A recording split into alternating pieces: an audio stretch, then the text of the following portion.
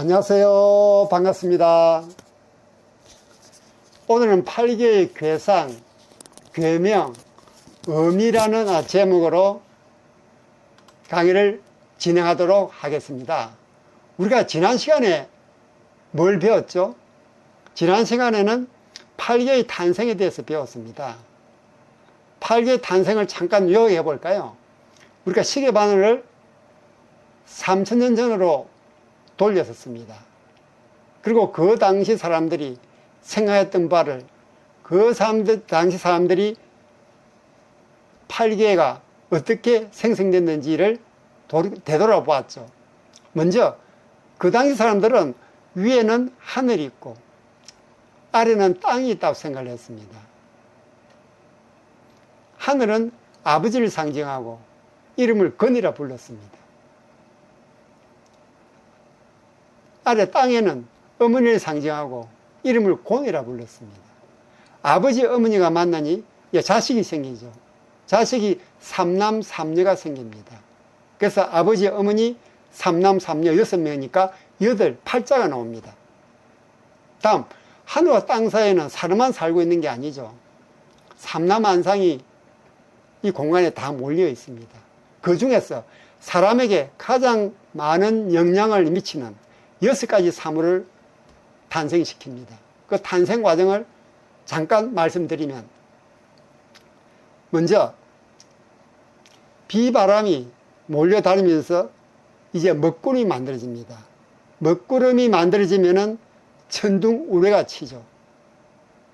그 당시 사람들은 천둥우레가 하늘에서 무엇이 내려온다고 생각을 했습니다. 누가 내려옵니까? 아버지가 내려옵니까? 아버지 내려올 수 없죠. 왜냐하면 아버지는 하늘을 지켜야 되니까요. 내려온 사람은 장남입니다. 장남은 옛날부터 왕세자였죠. 왕을 세습하는 자식에서 왕세자였습니다. 그 이름을 진이라 불렀습니다. 여러분, 진이라 하면 혹시 BTS 리더 이름이 진이란 거 아세요? 그래서 진우레, 진은 우레를 상징한다. 왜? BTS 리더는 목소리가 우릉우릉 차지 않습니까? 우릉 찹니다. 그래서 진우레라고 외웠습니다. 장남이 있으니까 이제 장녀가 나와야죠. 이제는 바람이 불기 시작합니다. 그 바람은 장녀에 해당이 되고 이름을 손으로 지었습니다. 손으로 지은 이유는 장녀는 옛날부터 살림 미천이라고 했습니다. 항상 부모님 말씀에 순종하고 믿음직하죠. 그래서 솜풍, 송개는 바람, 풍을 상징한다 해서 솜풍, 즉 장풍을 말씀드린 수가 있었습니다. 자, 천둥과 우레가 침과 동시에 이번에는 번쩍하고 번개가 내리치죠. 번개는 불입니다. 차녀가 해당되고 이름을 이라고 지었습니다. 보통 차녀의 성격은 장녀와 막내인 삼녀와 달리 성격이 불같습니다. 왜? 장녀는 부모님의 믿음을 받고 막내인 삼녀는 사랑을 듬뿍 받는데 중간에 있는 차녀는 공중에 떠버리죠. 그래서 독립성이 엄청 강합니다. 그래서 성격이 불같습니다. 그러나 다행스럽게 공부는 그런 대로 했던가 봅니다. 그래서 외우면서 이화여대, 이화, 이게는 불을 상징하는 데서 우리 이화라고 외웠습니다. 이제 차녀가 나왔으니까 이제 차남이 나와야죠.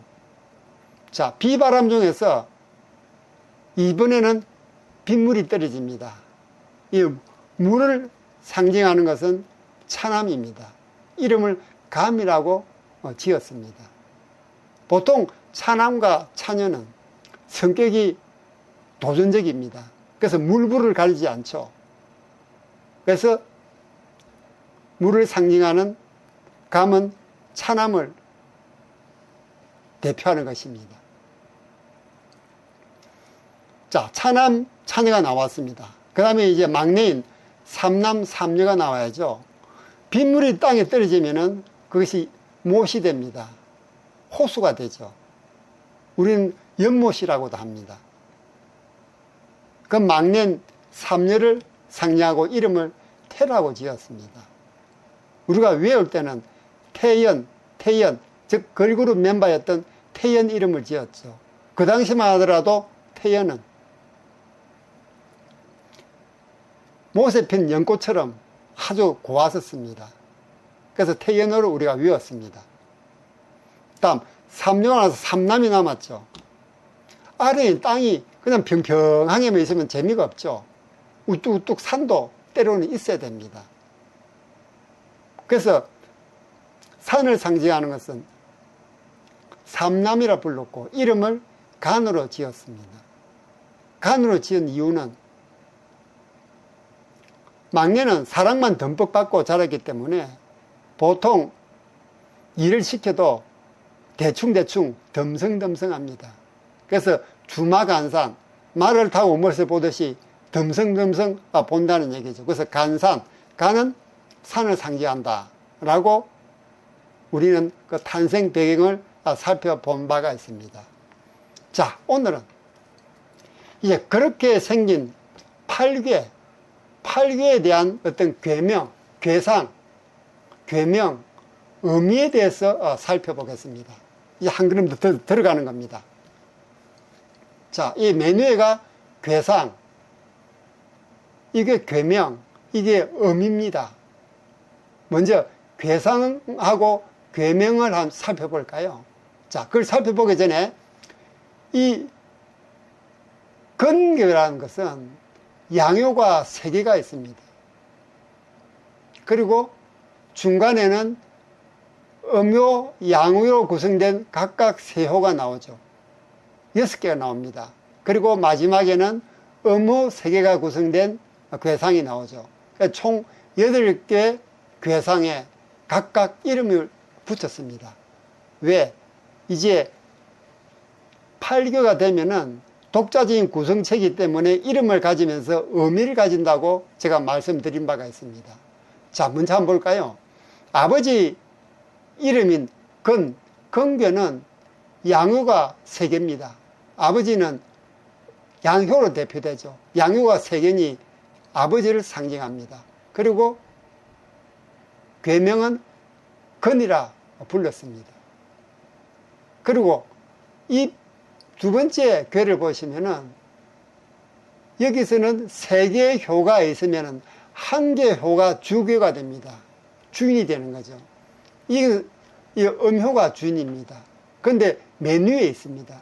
그리고 효를 그릴 때는 우리가 공덕을 쌓으면은 하나하나 이렇게 하늘로 올라갑니다. 그래서 하늘에서 그 공덕에 대한 보상을 준다 그러죠. 그래서 괴도 밑에서부터 위쪽으로 올라갑니다. 그래서 첫째, 둘째, 셋째가 되죠. 음효는 여자를 상징합니다. 셋째 여자, 즉 셋째 딸인 삼녀가 여기에 해당이 되는 겁니다. 그 괴명은 이름은 태라고 지었습니다. 다음 세 번째 이괴를 보면은 음효가 중간에 있는 음효가 주효가 됩니다. 주효가 되니까 이 이계는 여자로서 두 번째죠. 그러니까 차녀에 해당되는 겁니다. 차녀가 이계에 해당이 됩니다. 이름을 이라고 지었습니다. 다음 네 번째 징계는 내날에 이게 주효가 됩니다. 맨 먼저 양효의 아들이죠. 맨 먼저 아들 큰아들은 장남에 해당이 됩니다. 그래서 이름을 진으로 지었습니다. 이 다섯 번째는 맨 아래에 음효가 있습니다. 음효. 그러니까 맨 먼저 태어난 딸이죠. 그 누굽니까? 큰딸, 즉 장녀입니다. 장녀 이름은 손으로 지었습니다. 다음 여섯 번째. 중간이 양효입니다. 하나에서 주효가 되죠. 중간에 있는 아들, 둘째 아들. 그러니까 차남이 되죠. 차남 이름은 감으로 지었던 것입니다. 다음 일곱 번째는 양효가 주요가 됩니다. 그리고 세 번째에 있습니다. 셋째 아들인, 즉 만내 아들인 삼남입니다. 이름을 간으로 지었습니다. 다음, 음효가 3개 있는 이 괴는 음효가 3개니까 당연히 어머니를 상징하죠. 이름을 곤으로 지었습니다. 자, 그러니까 지금까지 우리가 가족관계에 딸린 괴상을 보고 그 괴상의 괴명을 우리가 읽어내었습니다. 그럼 이번에는 그 괴명에 따른 의미를 보죠. 이 의미는 물상이라고도 합니다. 그는 하늘을 상징합니다. 태는 연못을 상징합니다. 이는 불을 상징하죠. 그래서 우리가 이화, 여대, 이화로 외웠죠. 태는 태연, 걸그룹의 소녀시대 멤버입니다. 그는 건천, 마른 하늘, 마른 하늘에 웬 날벼락이냐라고 우리가 외웠던 것은 바로 여기 괴명과 의미를 가지고 외웠던 겁니다. 자, 진은 우레입니다. 진우레. 진은 장남을 상징하니까 또 진은 BTS의 리더입니다. 목소리가 우렁우렁 차죠. 그래서 진우레라 외웠습니다. 소는 바람입니다. 손풍으로 외웠죠. 손풍. 바람에서 나는 풍, 장풍, 손풍으로 했습니다. 다음 감은 물을 상징한다고 했습니다. 감물. 어릴 때 감을 좋아해서 감물이 옷에 떨어지면은 잘 지워지지 않아서 어머니에게 혼나곤 했다는 얘기를 말씀드렸습니다.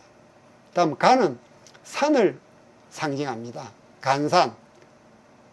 막내 아들은 일을 시켜도 대충대충 덤성덤성합니다. 그러니 말을 타고 대충 본다는 주마간산. 간산, 간은 산을 상징한다고 말씀드렸던 겁니다. 또 고는 땅을 상징합니다. 땅지자죠. 그래서 곤지, 어머니가 젊을 때 시집 올 때는 연지 곤지, 곤지 바르고 왔다 해서 곤지로 저희들이 외웠었습니다. 자, 다음 세 번째 줄인 부분입니다. 이게 건장할 건, 깃벌 열, 설도 됩니다만 여기서는 깃벌 열자가 됩니다. 고을 여, 걸릴 여, 움직일 동, 들어올 입, 빠질 함, 멈출 지, 순종할 순. 이 부분이 역시 건괴에 해당하는 위에가 음이음서 물상이라 그러면은 이 부분은 취상입니다. 취상. 취상이 뭐냐 그러면요. 여기는 각 괴에 대한 물상이 1차적으로 나옵니다. 나오는데 여기 취상은 상에서 취하는 거니까 이게 1차 물상이라 그러면은 이건 취상은 2차 물상으로 보시면 되겠습니다. 상에서 취하고 이거는 물상 자체를 얘기하는 거니까요. 그래서 그는 하늘을 상징하면서 건장하다라는 취상을 가지고 있습니다. 태는 연못이란 물상을 가지고 있으면서 기쁘다는 취상을 가지고 있죠. 왜 기쁠까요? 옛날 사람들은 연못에 비치는 하늘을 보고 그렇게 기뻐했습니다. 왜? 하늘은 모든 것을 다 아래로 내려주니까요. 그 하늘은 건장합니다. 강건합니다. 그래서 그걸 보고 옛날 사람들은 기뻐했거든요. 그래서 기쁠 열자가 취상으로 나옵니다. 다음 이괴는 고을 여자, 걸릴 여자입니다. 통제된 불은 아름답죠. 우리가 불꽃놀이 보면 얼마나 아름답습니까? 또 불을 붙일 때는 안에 타는 물건이 있어야 됩니다. 그래서 걸려 있습니다, 안에. 그래서 걸릴 열자가 이게 취상이다. 또 움직일 동자, 진은 우레는 막 움직여 다니죠. 계속 움직입니다. 그냥 있는 법이 없죠. 그래서 움직이는 취상을 가지게 됩니다. 바람은 들어올 입입니다. 왜 들어올 입이냐? 옛날에는 겨울 삭풍이 불면은 문틈새로 바람이 많이 들어왔습니다. 그래서 못을 막아도 계속 바람이 들어오죠. 그래서 이 바람은 들어올 입으로 취상을 가지게 됩니다. 다음 물은 빠질 함자입니다. 물이 있으면 빠지기 쉽죠. 구덩이에 있어도 빠지기 쉽습니다. 이 구덩이 감자거든요. 물입니다. 그러니까 빠질 함자가 취상으로 나옵니다. 다음 강계는 멈출지라는 취상을 가지고 있습니다. 왜 멈출지라는 취상을 가질까요? 옛날에는 이 높은 산에 있으면 넘어갈 생각을 못했습니다. 너무 험하고 또 짐승도 많았을 테니까요. 그래서 가다가도 산이 있으면은 멈췄다가 다시 넘어가든지 거기서 멈춰버립니다. 그래서 멈출지가 강교의 취상이 되는 겁니다. 다음 순종할 순. 이 순은 공계의 취상입니다. 땅은 철저하게 하늘에 순종합니다. 그래서 순자가 공계의 취상이 되는 겁니다. 자, 이제 괴명, 물상, 취상을 말씀드렸습니다. 이게 아주 8개에서 핵심 내용입니다. 우리 교재 66페이지 보면요, 8개의 물상, 취상표가 나옵니다. 거기 보면은 여기 대표 물상인 하늘, 연못, 불뿐만 아니고 대표 취상인 건열, 엽뿐만 아니고 유사된 물상, 취상이 쭉 나열이 되어 있습니다. 왜 그 물상, 취상표가 필요하냐 그러면요, 상을 보고 우리가 괴사, 효사를 읽어낸다 했지 않습니까? 그 교사, 효사를 읽어내기 위해서는 많은 물상과 취상이 있어야 가능한 겁니다. 왜? 우리 64개지 않습니까? 이것만 가지고는 우리 읽어낼 수가 없죠. 여기 있는 대표 물상과 대표 취상만 가지고는 우리가 괴사, 효사를 읽어낼 수 없으니 유사, 상징, 비유 행세를 들어서 많은 물상과 취상이 그 표에 나와 있는 것입니다. 그게 상수주역의 가장 중요한 근간이 되겠습니다. 자, 이 중요한 여기에 괴명, 그 다음에 의미를 말씀드렸는데요. 이걸 여기 보시면은 네 번째 칸에서 이걸 일목요연하게 정리를 해 두었습니다. 자, 보실까요? 일근천, 이건 첫 번째 괴로서 경계고 하늘을 상징한다. 두 번째 괴로서 괴명은 태고 연못을 상징한다. 세 번째 니괴는 불을 상징한다. 네 번째 징계는 우레를 상징한다. 다섯 번째 송계는 바람풍을 상징한다.